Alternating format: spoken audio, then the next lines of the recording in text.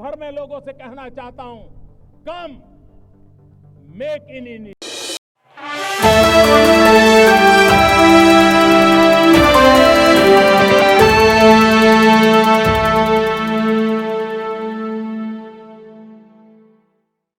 Up there, India UK CEOs Forum, and seeing all of you around this table is really uplifting. It's really fantastic, the embodiment of what we're trying to do. Just to see the sheer number, the quality, the talent, the experience around this table is really incredible and brings to life, I think, everything that we've put down in writing when we come to agreement. So thank you all for being here, for being part of this forum, and for making this two-day trip such a historic visit. As we've heard from those interventions, the feedback that we've just had, we've already had a really productive couple of days. We've brought together businesses and investors from both sides, from India and the UK, to network, to pitch, to discuss, to share ideas, and that's what they've been doing.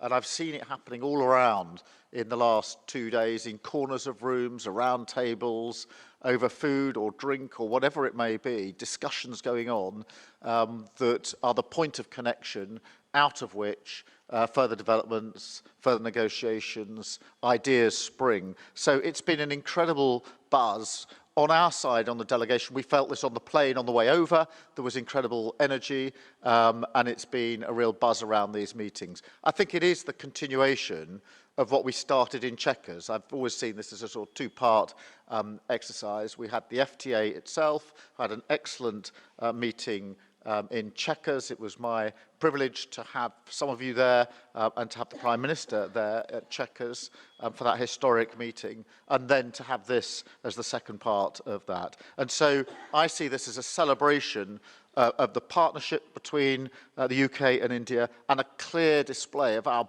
belief in the potential. And I think I have to reference the diversity of the delegations, particularly on my side, because we've got diversity within the pure business side. We've got huge, really important businesses and investors amongst the key businesses, investors when it comes to our relationship with India, and iconic businesses. We've got medium-sized businesses, smaller businesses, but we've also got huge talent and experience across in finance, in sport, in tech, in manufacturing. And whilst we've been here, we've been able to do deals on films. Yesterday I saw the Premier League doing their coaching training that's going to go out across the whole of India. I think all of this shows that this is not a narrow enterprise around just one or two sectors. It's a much broader ambition than that. So what an incredible foundation we have to build on. And of course, we build on a solid foundation because billions already flows in trade and investment between our two countries, supporting thousands of jobs in both of our countries. And the trade deal, in a sense, is the chance to take that to the next stage. And the trade deal, as I've said a number of times over the last 2 days, is, of course, the writing, what's written down, what that will mean for reducing barriers to trade, whether it's tariff or other barriers.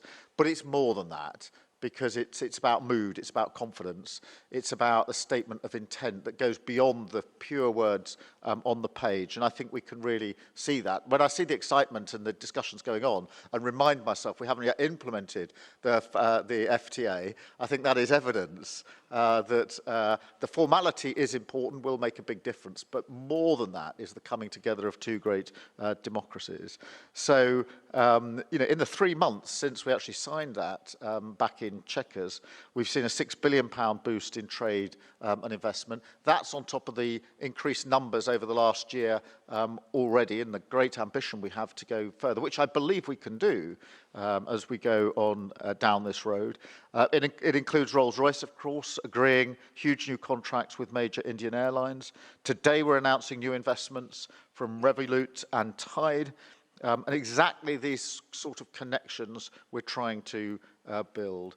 And in the past, certainly on the UK side, I feel strongly that governments have negotiated trade deals, and then basically left them on the table and walked away and said, well, it's now over to you. I think we've got to do things differently, and governments have to provide more follow-through, support, and make sure that the connections are in the right place.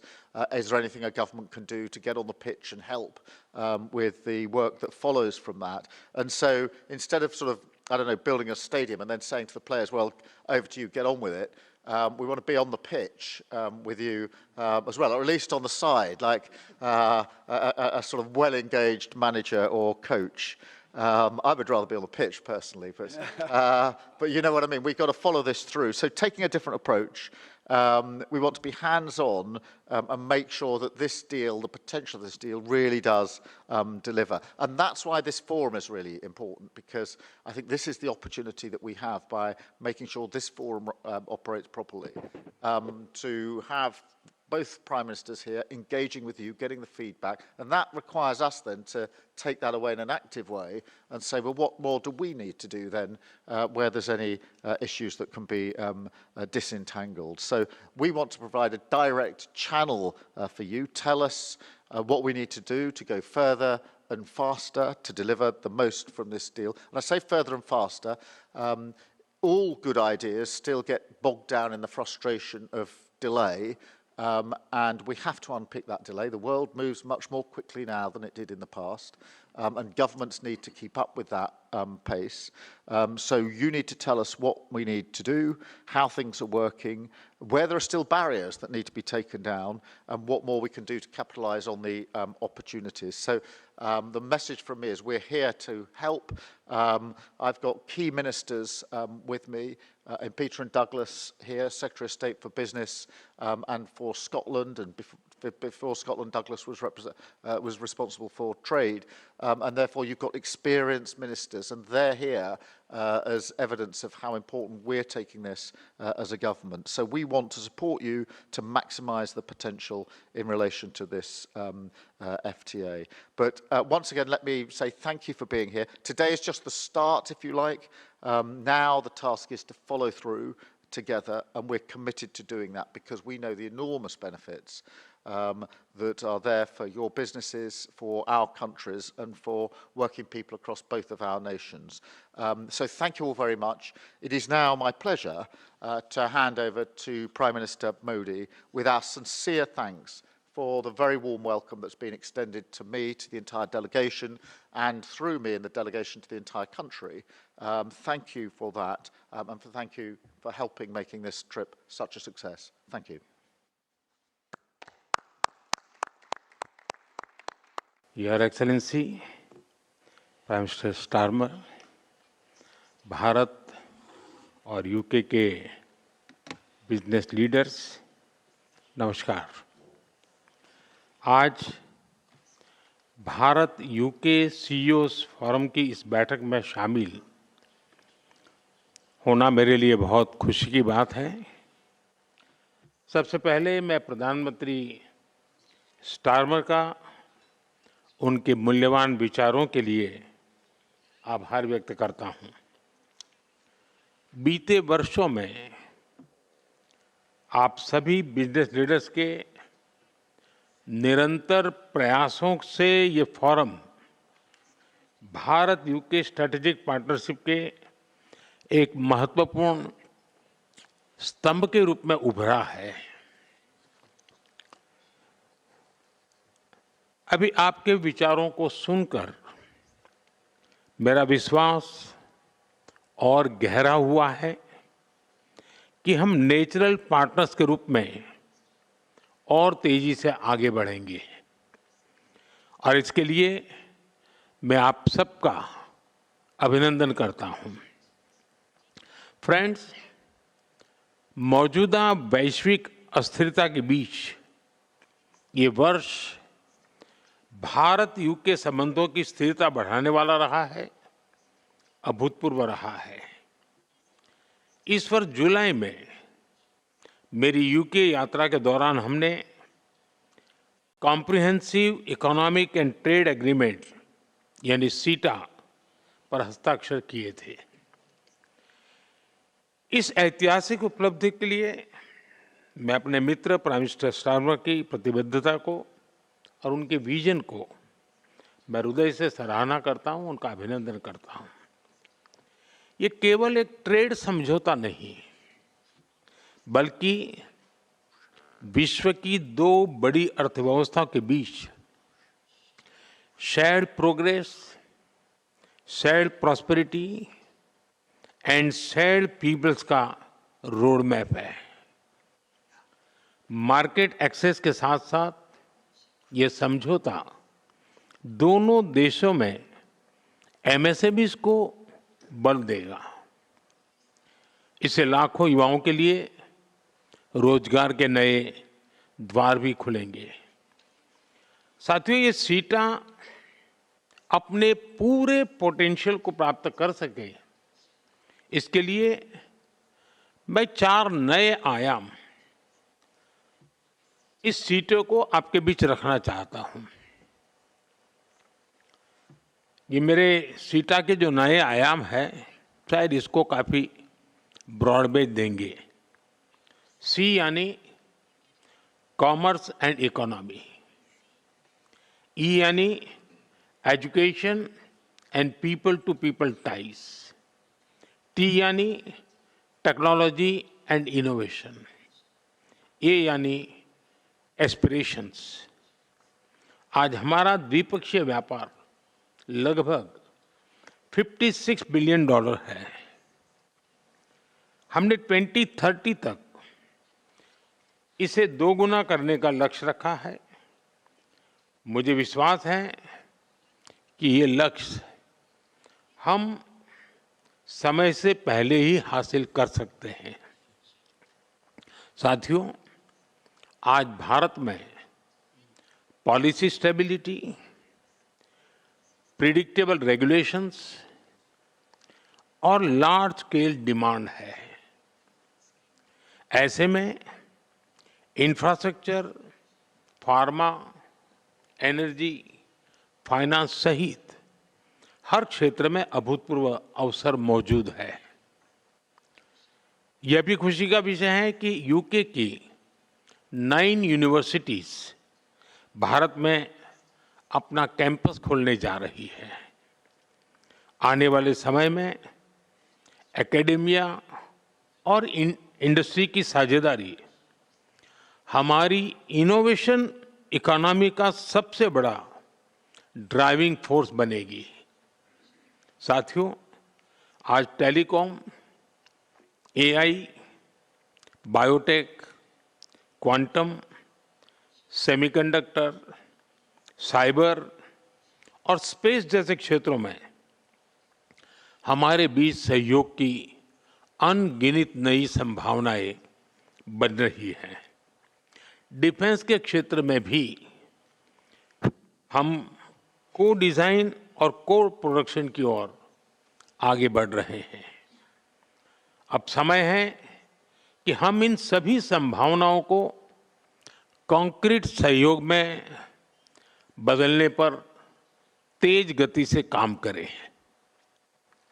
Critical minerals, rare earth, API जैसे strategic sectors में हमें structured तरीके से आगे बढ़ना चाहिए। इससे हमारे संबंधों को एक फ्यूचरिस्टिक दिशा भी मिलेगी। साथियों, फिनटेक सेक्टर में आप सभी ने भारत के सामर्थ्य को देखा है। आज विश्व के लगभग 50% real time digital transaction Bharat में हो रहे हैं। फाइनेंशियल सर्विसेज में यूके का अनुभव और भारत का डीपीआई मिलकर पूरी मानवता का हित कर सकते हैं। साथियों, हमारे संबंधों को नई ऊंचाई देने के लिए प्राइम मिनिस्टर स्टारमर और मैंने विजन 2035 की घोषणा की थी। यह हमारी साझा महत्वाकांक्षाओं का ब्लूप्रिंट है। भारत और यूके जैसी ओपन डेमोक्रेटिक सोसाइटीज के बीच कोई भी क्षेत्र ऐसा नहीं है जिसमें हम सहयोग बढ़ा न सकें। भारत का टैलेंट और स्केल और यूके की R&D और एक्सपर्टीज, ये कॉम्बिनेशन बड़े परिणाम लाने की क्षमता रखता है। इन एस्पिरेशंस और एम्बिशन को टारगेटेड और टाइम बाउंड तरीके से पूरा करने में आपका सहयोग और समर्थन अति महत्वपूर्ण है। फ्रेंड्स, आप में से अधिकतर कंपनियां भारत में पहले से ही मौजूद है। आज भारत की अर्थव्यवस्था में व्यापक रूप से रिफॉर्म किए जा रहे हैं। कंप्लायंसेस को कम करते हुए ईज ऑफ डूइंग, उस पर बहुत फोकस किया जा रहा है। हाल ही में हमने जीएसटी रिफॉर्म्स की घोषणा की है। इससे हमारे मिडिल क्लास एमएसएमईज की ग्रोथ स्टोरी को नई ताकत मिलेगी और आप सभी के लिए भी संभावनाएं बढ़ेगी। साथियों, इंफ्रास्ट्रक्चर विकास हमारे लिए प्राथमिकता का विषय है। हम नेक्स्ट जनरेशन फिजिकल इंफ्रास्ट्रक्चर में इन्वेस्ट कर रहे हैं। 2030 तक 500 गीगावाट की रिन्यूएबल एनर्जी के लक्ष्य की ओर हम तेजी से अग्रसर है। मुझे बताते हुए खुशी हो रही है कि हम न्यूक्लियर पावर सेक्टर को प्राइवेट सेक्टर के लिए खोल रहे हैं और इन सभी से भारत यूके सहयोग को नई ऊंचाइयों पर ले जाने के अवसर बने हैं। मैं आपको भारत की इस विकास यात्रा में शामिल होने के लिए आमंत्रित करता हूं। मेरा विचार है कि क्या भारत और यूके के बिजनेस लीडर्स मिलकर कुछ ऐसे सेक्टर चुन सकते हैं जहां हम संयुक्त रूप से दुनिया में नंबर 1 बन सके। चाहे वो फिनटेक हो, ग्रीन हाइड्रोजन हो, सेमीकंडक्टर हो या स्टार्टअप्स हो, और भी कई क्षेत्र हो सकते हैं। Let India and the UK set global benchmarks together. एक बार फिर अपना कम कीमती समय निकालकर यहां आने के लिए आप सभी